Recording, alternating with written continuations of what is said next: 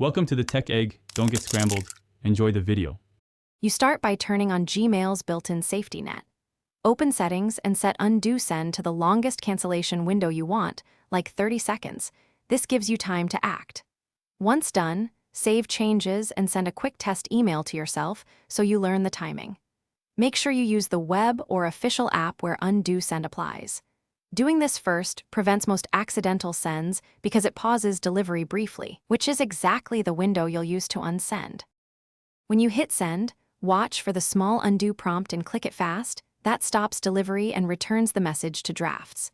If the prompt isn't visible, make sure you sent from the Gmail web UI or official mobile app. Third-party clients often bypass undo. Once undone, open drafts to edit or delete the message. Also check the sent folder to ensure it wasn't delivered. If it appears there despite undo, it likely already left Gmail's server and can't be recalled. Finish by optimizing your workflow. Set undo send to 30 seconds and send another test so the timing becomes instinctive. For sensitive messages, use confidential mode or create a scheduled send delay to give yourself more reaction time.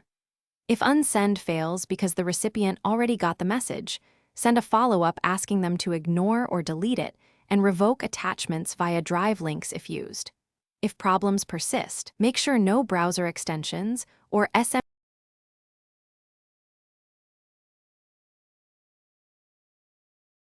Thanks for watching. Consider subscribing if I helped unscramble your problems.